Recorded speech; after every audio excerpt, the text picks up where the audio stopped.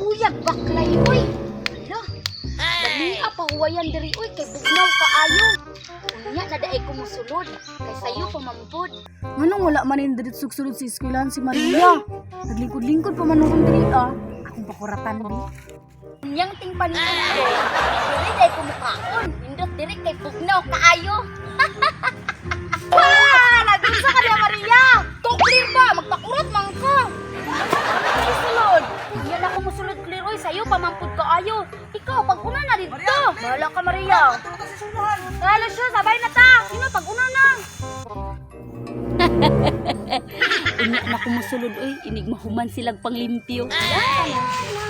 Saguta po diring dapita, oy. Kung naa pala lain agianan, gilujud ko mo agi diri. Ni Ogi na pong arti Pinaana pa. Dita jud kaayo. Mga bata, manglimpyo sa ta sa atong rombi kay pertigyong hugawa. Yes, ma'am! Nahuman naman siguro sila panglimpyo ron. Muadto na ko, bi.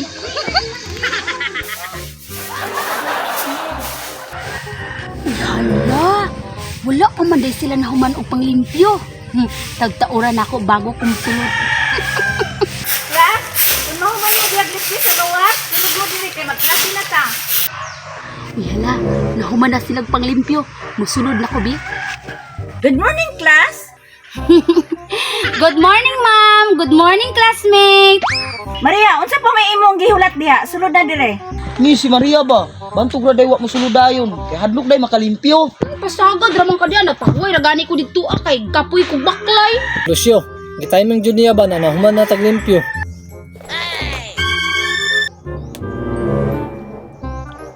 Betty, pangatag gamay bi. Tara clear oh. Salamat.